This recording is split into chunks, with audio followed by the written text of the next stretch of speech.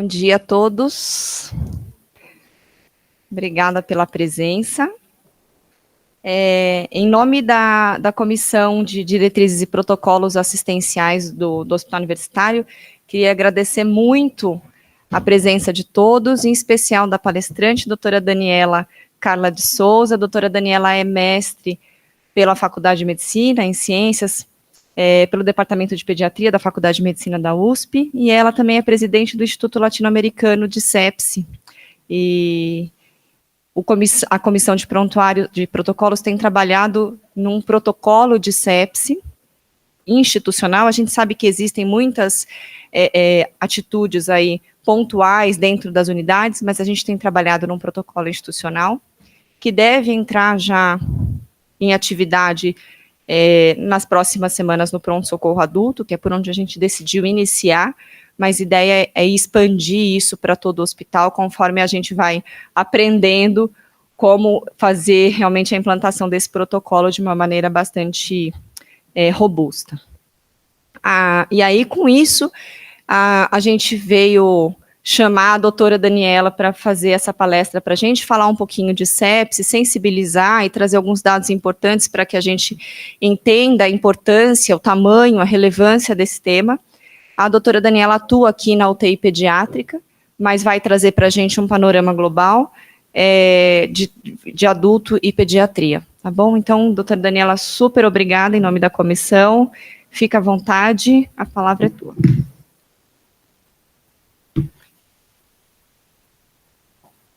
Então, bom dia, né? Eu agradeço aí o convite da Fernanda, da Comissão de Protocolos. Eu falo quem trabalha com adultos, Joana, fica tranquila, eu não vou falar de sepsi pediátrica, e para os pediatras talvez vão ficar um pouco aí desiludidos, porque eu não vou falar de sepsi pediátrica, vou falar num contexto global de sepsi, né? Acho que essa aula é um momento muito oportuno, porque em setembro, né, no dia 13 de setembro, é comemorado o Dia Mundial da Sepsi, desde 2012, e instituições do mundo inteiro, elas promovem ações para aumentar a conscientização sobre sepsi no sentido de diminuir o impacto da sepsi. E aqui também agora no HU, porque nós estamos aí num processo de implementação do protocolo sepsi, que é um processo de melhoria de qualidade.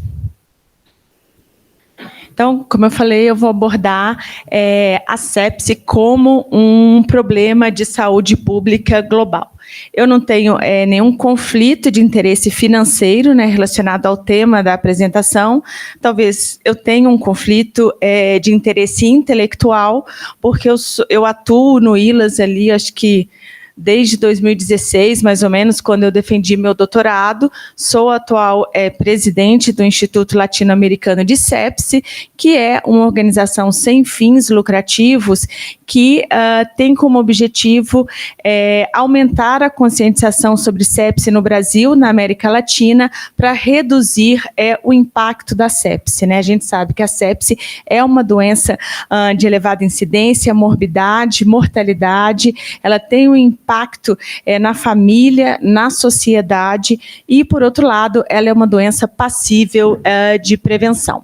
Então, inicialmente, eu vou apresentar dados globais, vou apresentar dados brasileiros, quais seriam as barreiras aí para a gente reduzir esse impacto da sepsi, como que a gente pode reduzir, falar um pouquinho da ciência da implementação do protocolo, porque o HU vai começar nesse processo, né, e talvez pode parecer uma coisa ali chata, deve ser uma pessoa ficar falando, olha, tem um protocolo, a gente precisa fazer, por que você não abriu, por que o antibiótico não foi, mas isso é um processo de qualidade que leva a uma melhora global do atendimento, não só na sepsi, quanto no hospital como um todo, tá bom? Então, primeiramente, o que é sepsi, né? A sepsi é uma emergência, é uma condição potencialmente fatal que ocorre quando a resposta inflamatória do organismo à infecção, ela passa a ser deletéria, desregulada, e isso acaba lesando os próprios órgãos e tecidos. Assim como o infarto agudo do miocárdio e o acidente vascular cerebral, a sepsi é uma doença que é tempo sensível, ou seja, quanto mais rápido a gente fizer o diagnóstico, iniciar começar o tratamento, a gente vai conseguir melhores desfechos. Bom, por que aí é um problema de saúde pública global, né? Segundo dados desse estudo, que foi publicado em 2020 no Lancet, por ano são notificados quase 50 milhões de casos de sepse e mais da metade dos casos, 25,3 milhões, ocorrem em crianças e adolescentes. Nesse mesmo ano, daqueles 48,9 milhões de casos de sepse, foram registrados 11 milhões de óbitos relacionados à sepse, o que representou 20% do total de óbitos em 2017, ou seja, uma de cada 5 pessoas que morre por ano, essa morte é relacionada à sepse. Lembrando que muitos desses pacientes chegam ao hospital não necessariamente com uma doença infecciosa. Muitos dos pacientes que desenvolvem sepse, eles entraram no hospital em decorrência de um evento, de um trauma, ou até mesmo de uma doença não infecciosa, por exemplo, uma gestante que entra para ter o seu bebê e acaba, durante a internação, evoluindo com um quadro séptico e podendo ter um desfecho desfavorável se o diagnóstico não foi feito rapidamente. Dos 11,3 milhões de óbitos, 3,5 milhões ocorrem em crianças e adolescentes. Em crianças e adolescentes, metade dos óbitos ocorre na primeira semana do diagnóstico, ou seja, ainda numa fase aguda da doença, e isso é muito relacionado a atraso no diagnóstico e no tratamento. Outro ponto relevante é que mais de 85% dos casos de sepse e das mortes relacionadas à sepse ocorrem em países de baixa e média renda, onde nós, Brasil, estamos incluídos. A incidência de sepse na população brasileira é muito maior do que a incidência de sepse nos Estados Unidos e no Canadá. E são nesses países, né, onde a carga da sepse é muito maior, é onde nós temos dados escassos e de baixa qualidade, e isso prejudica a gente implementar processos aí de melhoria de qualidade. Então, diante desses dados, em 2017, a Organização Mundial de Saúde, ela reconheceu a sepse como uma prioridade de saúde e passou aí a demandar de seus países membros, inclusive nós, Brasil, medidas de prevenção, diagnóstico e tratamento para reduzir o impacto da doença. E destaca nessa resolução a necessidade de compreender melhor a epidemiologia da sepse e o impacto da doença. Bom, e no Brasil, como nós estamos? No Brasil, nós temos dados importantes, relevantes em unidades de terapia intensiva, tanto em adultos quanto em crianças. Tem um trabalho em serviço de emergência, mas lembrando que a sepse ela ocorre em qualquer lugar. Ela pode ocorrer no centro cirúrgico, na unidade de internação ou mesmo no centro de diagnóstico, tá? Então, o Instituto Latino-Americano de Sepse, ele fez 2 estudos para avaliar prevalência, mortalidade e fatores associados ao óbito relacionado à sepse em uma amostra randomizada de UTIs pediátricas, UTIs de adulto e UTIs pediátricas. Essa amostra randomizada, ela foi estratificada de acordo com as diferentes regiões geográficas do Brasil, para que o país fosse representado de forma igualitária e também representado de forma igualitária em termos de unidades públicas e privadas. Então, o estudo que foi feito em unidades de terapia intensiva que atendem pacientes adultos foi publicado em 2017, mas os dados foram coletados em 2014. Então, como que foi feito o estudo? De acordo com dados do Conselho Nacional de Estabelecimento de Saúde, as UTIs foram randomizadas e convidadas a participar do estudo. Foi determinado um dia D de coleta de dados e nesse dia foram levantados todos os pacientes que estavam internados na UTI e que critérios diagnósticos de sepse. Com esses dados, estabeleceu-se a prevalência de sepse e formou-se uma coorte que foi acompanhada até a alta hospitalar para a gente estabelecer a mortalidade. Então, em UTIs de adulto, a prevalência de sepse é de 30%, ou seja, 30% dos leitos de UTI no Brasil são ocupados com pacientes sépticos e uma letalidade de 56%, ou seja, mais da metade dos pacientes adultos que são admitidos na UTI com sepse ou desenvolvem sepse durante a internação, eles evoluem a óbito. Esses dados são de 2014, agora em 2024 o ILAS vai refazer esse estudo para a gente ver se a gente conseguiu aí em 10 anos melhorar no diagnóstico e tratamento dos pacientes. O estudo pediátrico seguiu a mesma metodologia do estudo de adultos. Nós coletamos os dados em 2019 e publicamos em 2021. Então, em UTI pediátrica no Brasil, a prevalência de sepse grave e choque séptico é de 25%, com uma letalidade de 20%, que é uma letalidade semelhante à relatada aí em estudos globais. Bom, e quais foram os fatores associados com mortalidade por sepse em adultos aqui no Brasil? Então, aqueles pacientes que foram admitidos em UTIs com baixa disponibilidade de recursos, sendo que essa disponibilidade de recursos não eram recursos assim de alta tecnologia, era possibilidade de coleta de lactato e liberação de resultado rápido, possibilidade de terapia antimicrobiana de amplo espectro rapidamente, ressuscitação volêmica. Então, nos hospitais que relataram não ter disponibilidade desses itens básicos, a letalidade foi maior. Outro fato que vale chamar a atenção, que infecção associada à assistência à saúde apresentou associação com maior risco de óbito desses pacientes. Em adultos, a presença de choque séptico também teve associação com mortalidade e aderência aos pacotes de tratamento foi um fator protetor, ou seja, aqueles pacientes que foram tratados de acordo com as diretrizes de tratamento de sepse, a letalidade foi menor. No estudo pediátrico, o que eu queria chamar a atenção é que, apesar da gente já ter diretrizes publicadas desde 2020, nós observamos uma baixa aderência aos bundles de tratamento, ou seja, só 6% dos pacientes com diagnóstico de sepse grave e choque séptico atendidos na UTI, eles receberam durante a primeira hora todos os itens preconizados, que é coleta de hemoctura, antibiótico de amplo espectro na primeira hora e início da ressuscitação volêmica naqueles pacientes que têm sinais de hipoperfusão tecidual. Diferente do estudo em adultos, no estudo pediátrico, a baixa aderência aos bundles não apresentou associação com maior chance de mortalidade.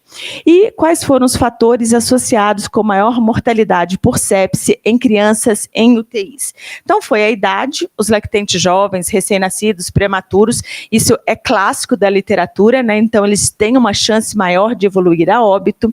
O score de disfunção orgânica no dia do diagnóstico da sepse e os outros fatores são fatores passíveis de prevenção, como status vacinal incompleto ou desconhecido, apresentou maior associação com óbito, lembrando que eu não coloquei a tabela com as características gerais do estudo, só metade dos pacientes com diagnóstico de sepse tinham o calendário vacinal atualizado. Isso, ou seja, nós escolhemos em 2019, pré-pandemia, durante a pandemia isso deve ter caído um pouco.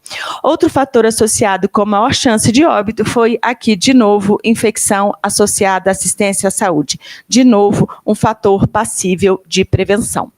E um outro fato foi que aqueles pacientes que receberam antibiótico na primeira hora, a chance de evoluir a óbito era maior. Esse é um estudo observacional, né? Não tem intervenção, então a gente não pode afirmar. Mas que outros estudos e que a literatura mostra é que esses pacientes, provavelmente, eles chegaram tardiamente. Eles já chegaram com diagnóstico de choque, com múltiplas disfunções orgânicas, aí nesses pacientes dar o antibiótico rapidamente não faz tanta diferença.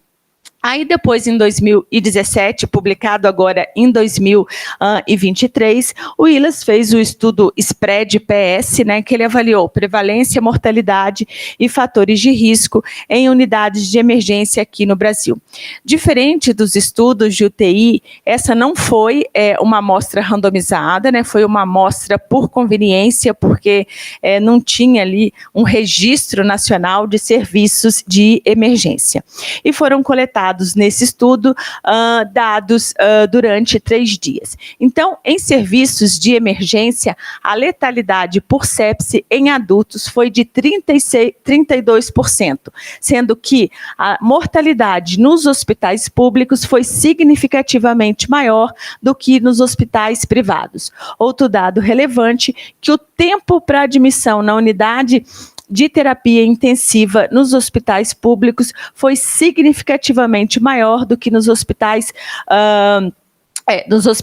privados, ou seja, aqui no hospital público, uma mediana de quase 19 horas para o paciente ser admitido na UTI, enquanto nos hospitais públicos uma mediana mais ou menos de 6 horas. Quando comparou hospitais públicos e privados, aqui ficou pequeno, mas essa barra de cima são os hospitais públicos, a gente observa que mais ou menos, aqui pacientes que foram em roxo, pacientes que foram admitidos na UTI. Então, nos hospitais públicos, um percentual ali de cerca de 30% foi admitido na unidade de terapia intensiva após o diagnóstico de sepse no serviço de emergência, enquanto que nos hospitais privados a taxa de admissão em UTI foi quase o dobro do que os hospitais públicos. Outro fato relevante é que nos hospitais públicos um percentual elevado, aqui é um dado de 40% dos pacientes que tiveram diagnóstico de sepse no pronto-socorro, eles permaneceram no pronto-socorro até o desfecho, ou seja, alta hospitalar ou óbito. 40% dos pacientes não foram admitidos nem em unidade de internação, nem em unidade de terapia intensiva. E o principal fator por esses pacientes não serem admitidos na UTI é falta de leitos. Aí, desses 40% que tinham diagnóstico de sepse e que ficaram lá no pronto-socorro até alta ou óbito, 60% dos pacientes evoluíram a óbito. Ou seja, nós que trabalhamos no serviço público temos um problemão por causa de atraso de diagnóstico e carência de recursos, inclusive carência de leitos de terapia intensiva. Então, o impacto da sepse no Brasil, ele é muito grande, tá? E no serviço de emergência, né, quais foram os fatores associados com letalidade? De novo, infecção associada à assistência à saúde. Nós precisamos pensar nisso e falar sobre isso, porque a gente precisa reduzir aí infecções associadas à assistência à saúde. De novo, baixa disponibilidade de recursos, maior chance de evoluir a óbito. O score SOFA, né, o score de disfunção orgânica, quanto maior o score, maior a chance do paciente evoluir a óbito. Idade aqui, diferente das crianças, ou seja, pacientes idosos têm uma chance de evoluir a óbito maior, e aqueles pacientes que foram atendidos em hospitais que tinham alguma acreditação ou ONA, ou acreditação americana ou canadense, isso foi um fator protetor. Ressaltando que acho que aqui no HU a gente não tem nenhuma acreditação. Então, de novo, aqui nós temos aí um super problema a resolver, mas que é passível de ser resolvido. Bom, qual é o custo médio do tratamento de um paciente séptico aqui no Brasil? Então, é ao redor de $1.000 por dia, sendo que os não sobreviventes, o custo é um pouco maior. Então, sepse é caro. Nos Estados Unidos, eles relatam que gastam cerca de mais ou menos 20 bilhões de dólares. Quais são as barreiras aí para diagnóstico e tratamento de pacientes sépticos? Então, eu divido as barreiras em 3 áreas, né? Existem, então, barreiras relacionadas ao conhecimento. As características da sepse, né? É uma síndrome, então, são sinais e sintomas inespecíficos que são comuns a vários processos patológicos. Diferente de infarto e de AVC, a gente não tem um marcador, a gente não tem um exame laboratorial ou de imagem que confirme o diagnóstico. Então, depende de um elevado grau de suspeita do profissional de saúde, né? A velha frase, pense, pode ser sepse. Outra coisa, que a sepse não é popular, eu vou mostrar para vocês, nem entre o público leigo e nem entre os profissionais de saúde, e também existe ali uma inexperiência e desconhecimento dos profissionais de saúde em relação à sepse. Outra barreira seriam barreiras relacionadas ao comportamento e atitude da equipe de saúde, né? Então, a gente sabe, existem dados, né, que existe ali um gap entre evidência clínica e prática clínica, ou seja, a gente sabe o que tem que fazer na teoria, mas na prática, beira-leito, a gente não faz. A gente sabe que a gente tem que ventilar um paciente com síndrome do desconforto, com volume corrente baixo, 6 ml por quilo, mais ou menos. Se a gente for na UTI e ver um percentual elevado de pacientes está com volume corrente mais elevado. Existe também, eu acho que isso, não sei se ainda hoje, mas assim, um preconceito em relação a protocolos, né? Muitos profissionais de saúde acham que o protocolo é para engessar o raciocínio clínico do médico. Diferente disso, o protocolo é para te ajudar. Eu falo, o protocolo está ali, você segue, mas você tem que personalizar o protocolo para o seu paciente e também para o seu raciocínio clínico, e um não reconhecimento da sepse como uma emergência. E a outra barreira são barreiras aí relacionadas à estrutura e processo, né? Uma falta crônica de recursos humanos e recursos materiais e uma dificuldade de acesso ao sistema de saúde em países aqui como o Brasil. Então, como eu falei, por que a sepse não é popular? O ILAS fez, junto com o Datafolha, em 2014 e em 2017, uma pesquisa com cerca de 2.000 pessoas no Brasil. E para essas pessoas era perguntado se ela já tinha ouvido falar o termo sepse. Em 2014, só 7% dos respondedores falaram que já tinha ouvido. Em 2017, a gente dobrou. Mas quando comparada com mesmas pesquisas feitas em países desenvolvidos, a gente está aqui perdendo de goleada. Se a gente for no Google Trends fazer uma pesquisa sobre quanto que as pessoas pesquisam sobre sepse, AVC e infarto, a sepse perde, ninguém pesquisa. Só que a gente precisa popularizar e chamar influenciadores para o time da sepse. A Preta Gil, ela teve sepse, ela falou que teve, e ela foi na Ana Maria Braga e falou dela ter tido a sepse, do processo de reabilitação. O dia que a Preta Gil foi na Ana Maria Braga, eu fiz a pesquisa no Google Trends, houve um pico de pesquisa em relação à sepse. Então, a gente precisa sensibilizar também a população, porque ela vai ajudar a gente a fazer o diagnóstico. E aqui no Brasil também, quando foi perguntada para essas pessoas, você já ouviu o termo sepse? A maioria falou que nunca tinha ouvido. Para essas mesmas pessoas foi perguntado se elas já tinham ouvido falar de infarto agudo do miocárdio. Mais de 90% dos respondedores falaram que sim, que sabiam que era um infarto, sabiam algum sinal de alerta e sabiam que precisavam procurar rapidamente um serviço de saúde. Em relação ali às características da sepse, né? Essa foi foi uma pesquisa coordenada por um grupo de emergencistas latino-americanos, emergencistas pediátricos, e quase 1.000 pediatras participaram dessa pesquisa, e eles falaram que, em relação à principal barreira, né, para o atendimento de crianças com sepse, é a dificuldade de reconhecimento porque são sinais e sintomas inespecíficos e sem aí um exame laboratorial ou de imagem que confirme o diagnóstico. Em relação a gap entre evidência e prática clínica, né, esse é um estudo que foi feito ali em 63 UTIs na França, pesquisando ali os pacientes internados, quais os pacientes tinham aderência a diferentes protocolos. E o que a gente vê é que somente 24% dos pacientes foram aderentes a todas as diretrizes aplicadas para cada caso. A literatura fala que existe um gap mais ou menos de 17 anos entre a evidência e a prática clínica. Mas em sepse a gente já está aí passando desses 17 anos, então dá para a gente aplicar.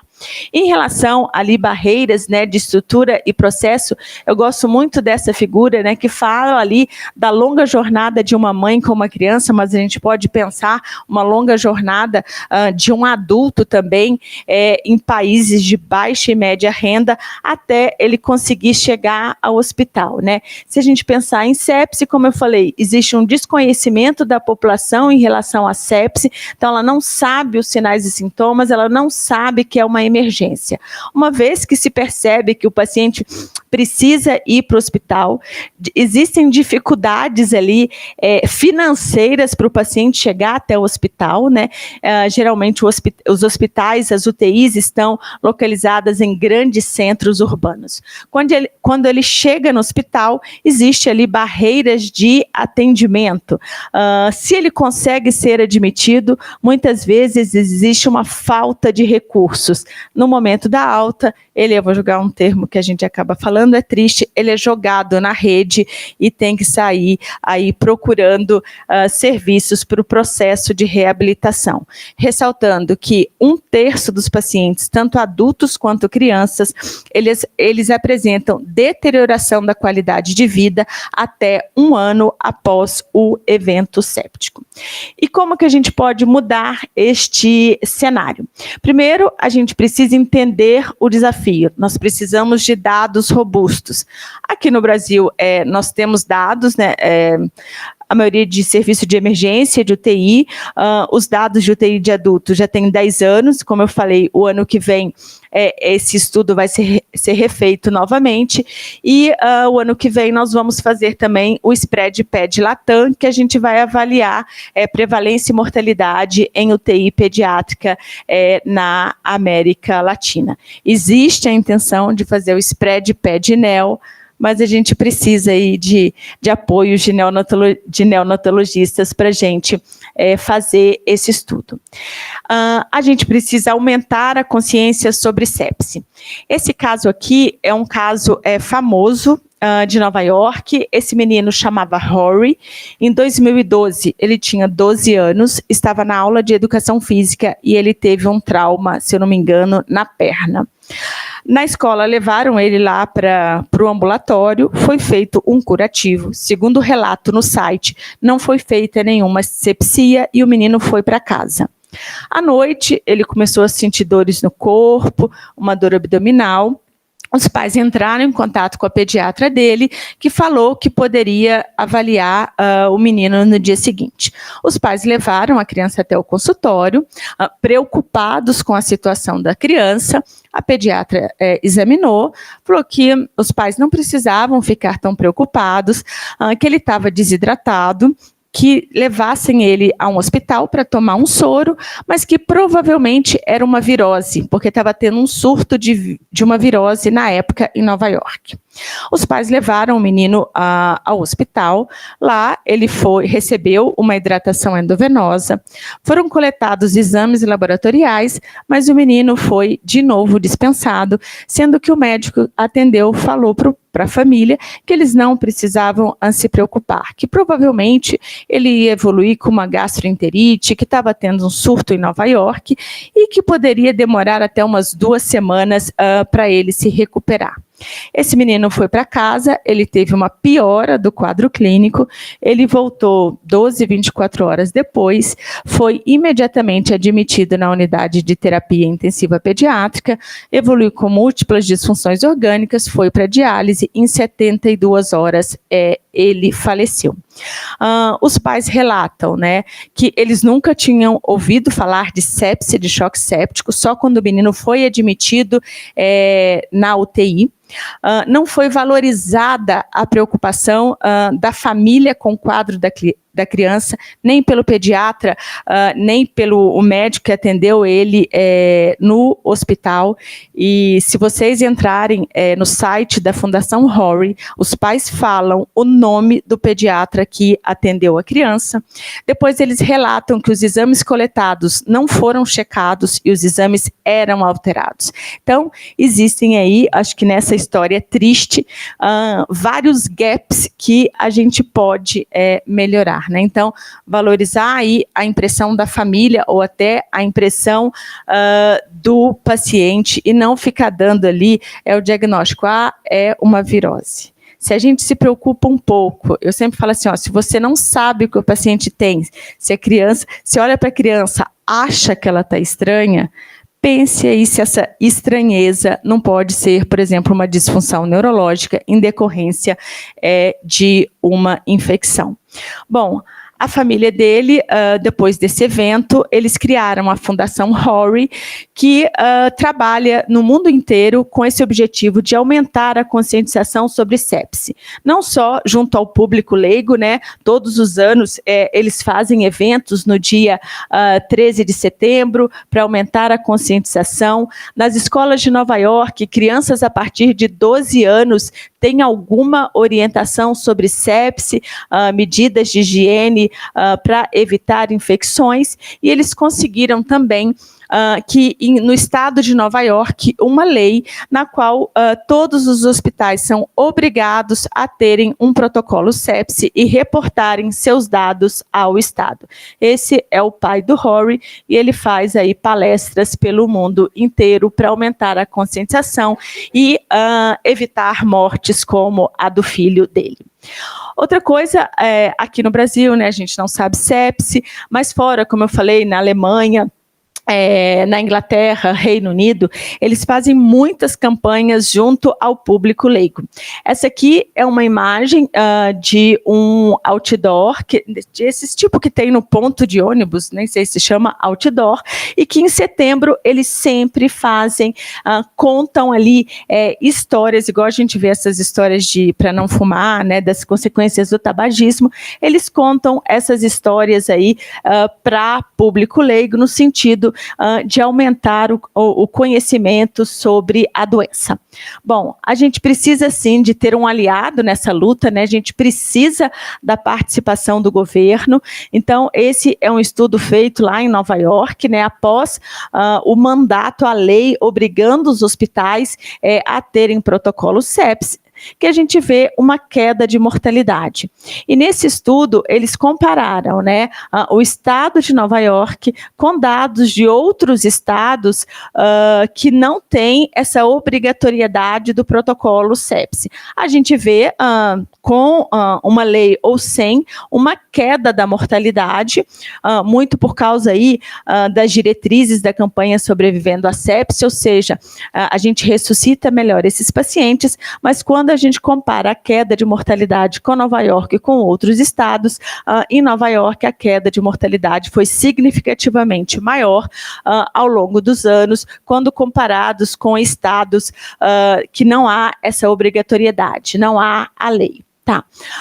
Países aí, depois da resolução da OMS de 2017, países como a Suíça, Austrália e Nova Zelândia, eles implementaram planos nacionais de combate à sepse, e são países que têm uma mortalidade muito menor. A mortalidade na Austrália por sepse é baixíssima, né? Eles falam que eles nem conseguem mais reduzir a mortalidade. E aqui em São Paulo, desde 2001, foi aprovada uma lei que dispõe sobre a adoção do programa de prevenção à sepse e do protocolo de diagnóstico e tratamento por hospitais, clínicas e unidades de saúde públicos e privados aqui do município de São Paulo.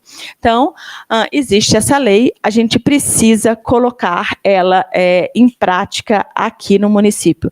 Logo que o Ricardo Nunes, né, assinou a lei, eu sei que foi mandado e-mail para vários hospitais, no sentido aí que esses hospitais implementem o protocolo sepse, só que não existe, assim, um apoio tão grande da Secretaria de Saúde para esses hospitais implementarem o protocolo sepse, tá? É lei, mas a gente precisa tirar ela do papel.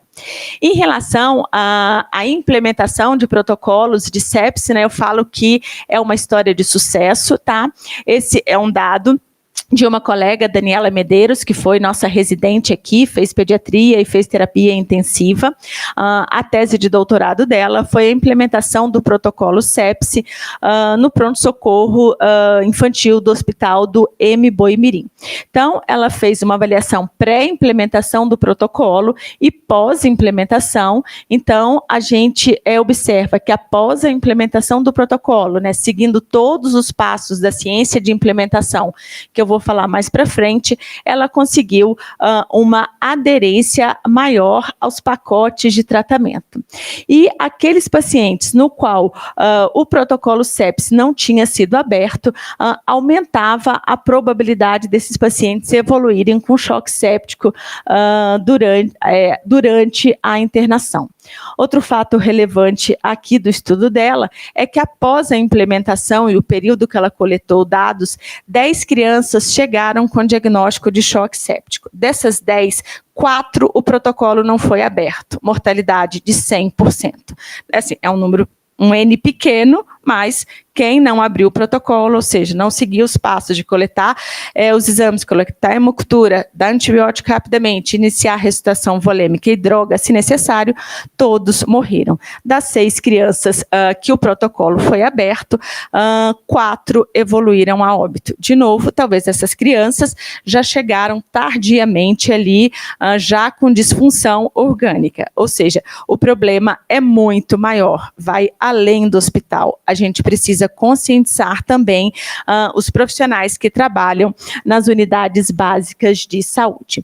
Em adultos, existem aqui no Brasil vários estudos, né, que mostram aí que o protocolo sepse, ele é bom, ele é custo-efetivo, ele reduz mortalidade, a gente consegue aumentar essa aderência aos bandos de tratamento. Esse é um estudo relativamente antigo, 2014, é o Danilo Noritomi, é o autor principal, ele já trabalhou aqui há muitos anos na UTI aqui do HU, e esse estudo foi feito numa rede privada de hospitais aqui do município de São Paulo, incluídos mais de 2.000 pacientes, e eles fizeram ali a implementação do protocolo, seguindo com o apoio do ILAS, ou seja, seguindo ali a ciência da implementação. Então, o que ele viu, né, que após a implementação do protocolo, houve uma redução de mortalidade, uma aderência aos pacotes de tratamento e reduz tempo para reconhecimento de sepse. Nesse estudo, ele observa também um percentual menor de pacientes admitidos nas unidades de internação ou UTI com choque séptico, ou seja, faz o diagnóstico um pouco antes, começa a tratar e você tem desfecho melhor. Então, esse estudo mostrou que o protocolo sepse não é só custo efetivo, quanto ele também salva vidas.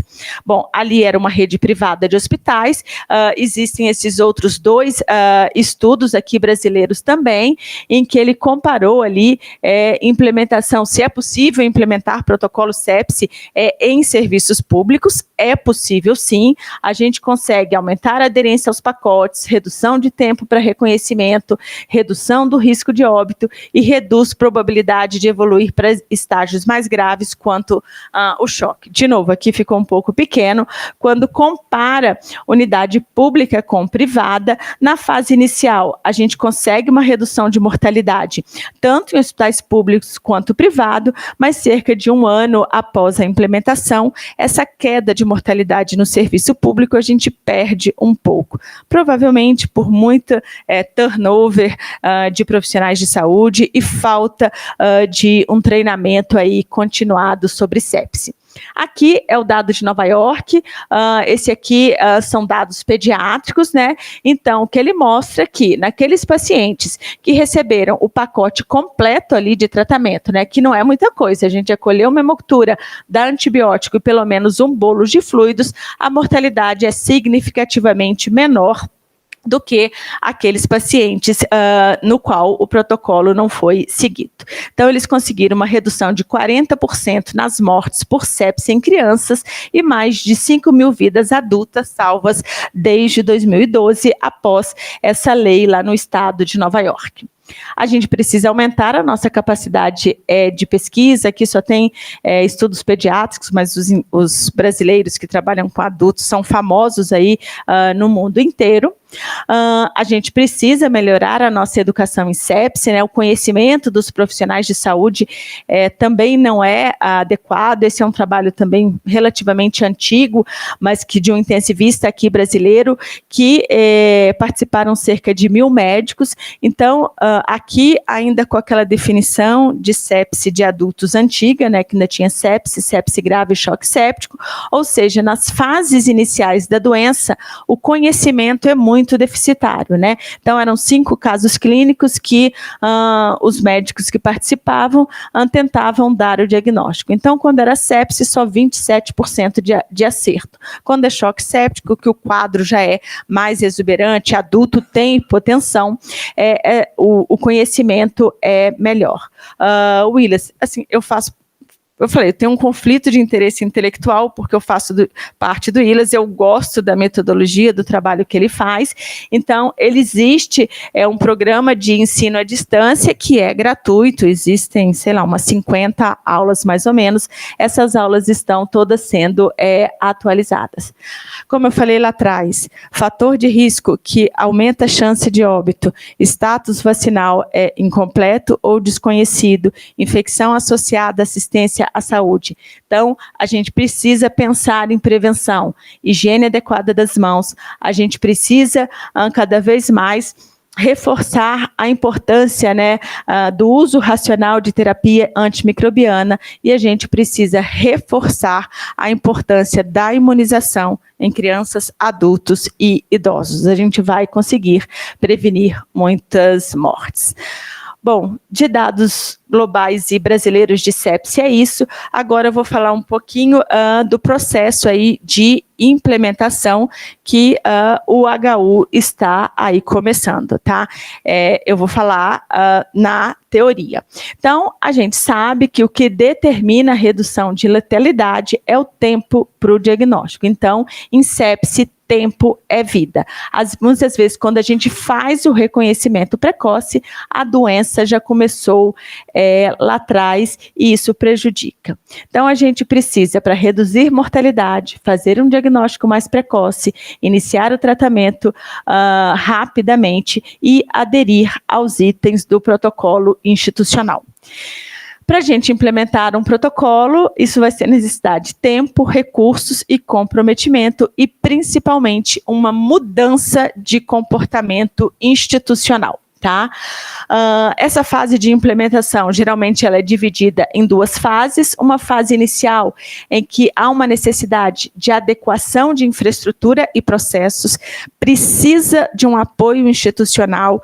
Eu falo que o protocolo sepse, ele não é de uma unidade, ele não é da UTI, ele não é do PS, ele é institucional, ele precisa ser institucional, como eu vou lá, precisa ter treinamento, que eu sempre falo, todo hospital fala, eu tenho o protocolo sepsi, eu falo, onde o protocolo? Está na gaveta, está na intranet? Assim, existe, ele é gerenciado, né, porque muito importante a gente faz o protocolo, mas a gente precisa continuamente estar checando se essas medidas estão sendo tomadas na prática clínica.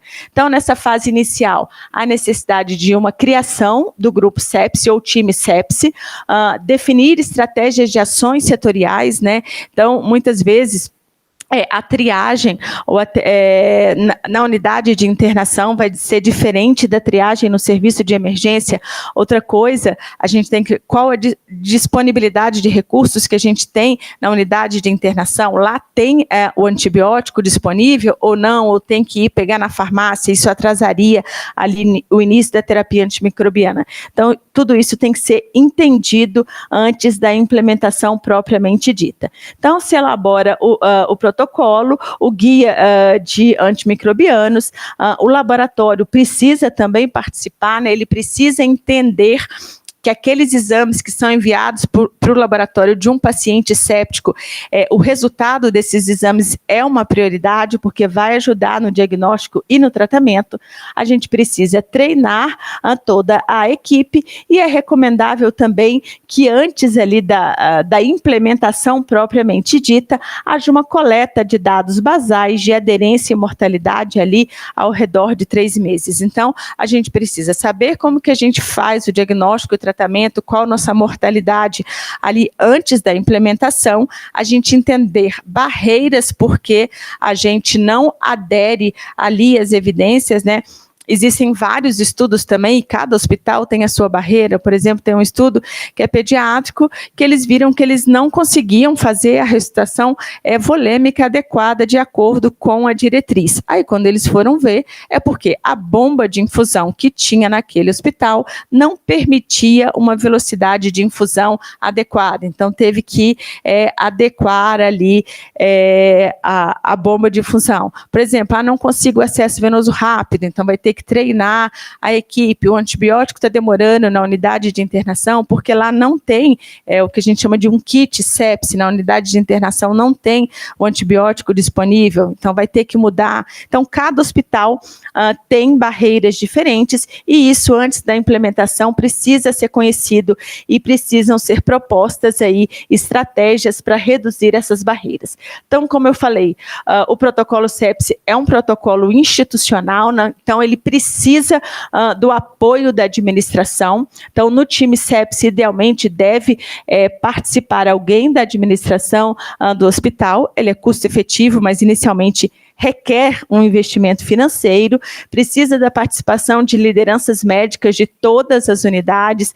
Então, eu falei no início, sepsi ocorre no pronto-socorro da ortopedia, no centro cirúrgico, no centro de diagnóstico. Então, todos os médicos precisam participar, lideranças de enfermagem de todas as unidades também, CCIH, laboratório, como eu falei, o exame precisa prioridade, a farmácia precisa ter uma estratégia de dispensação rápida dos antimicrobianos, precisa do grupo de educação continuada, provavelmente agora vai ser feita uma campanha para educar todos os profissionais de saúde, mas essa educação tem que, a cada X tempos, ela tem que ser refeita e precisa também da participação da equipe de qualidade.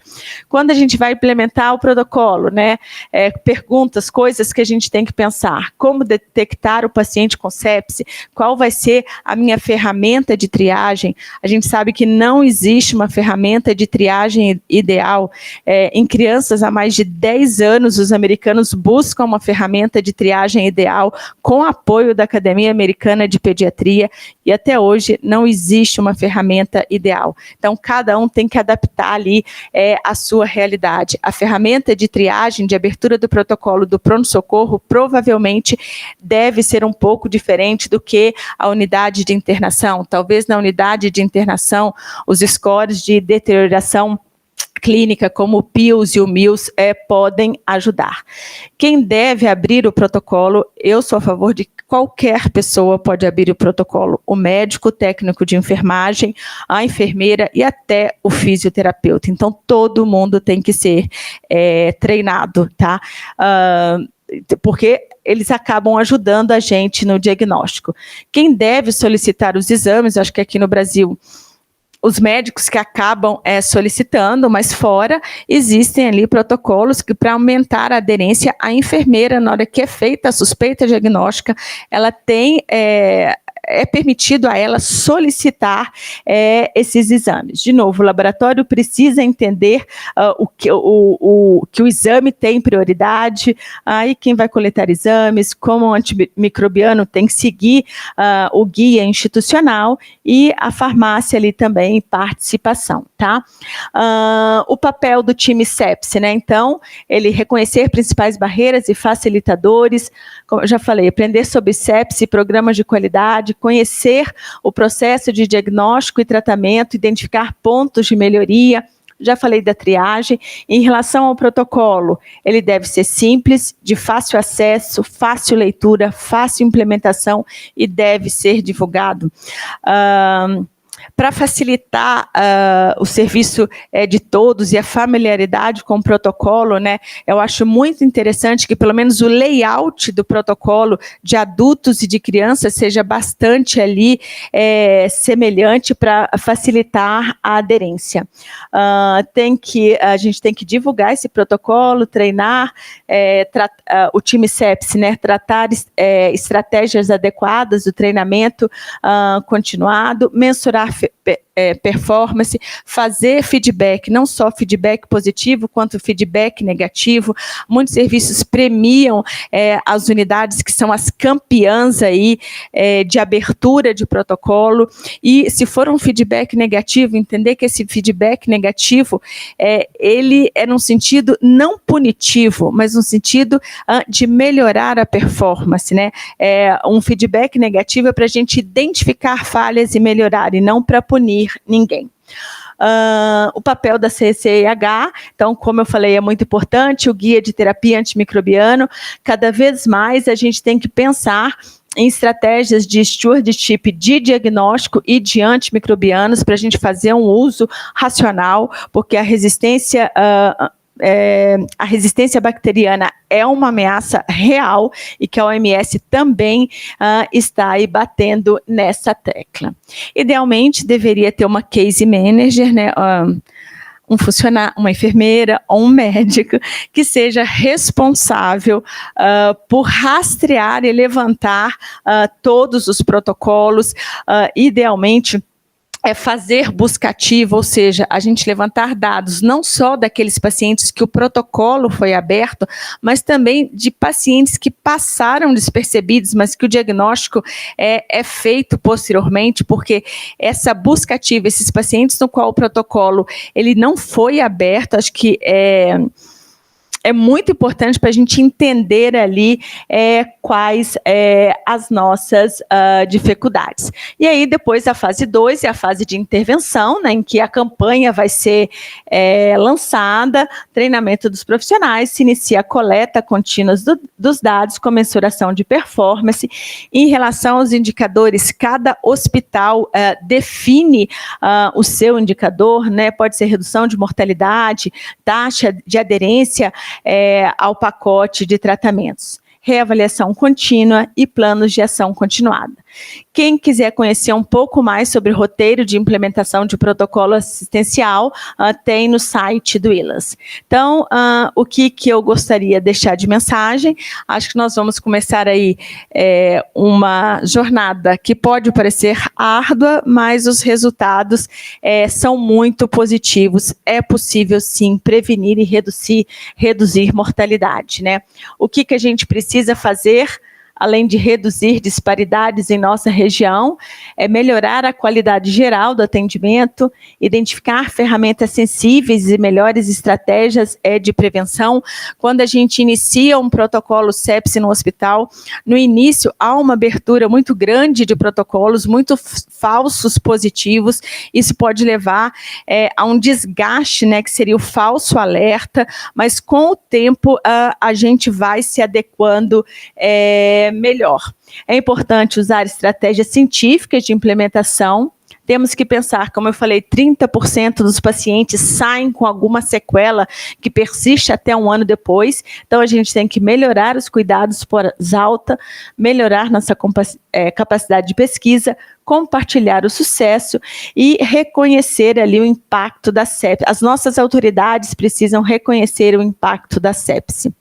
Todos nós somos responsáveis aí nessa luta, né? A gente tem que pensar globalmente, mas nós temos que agir localmente e nós podemos, eu acho que, fazer muito aí.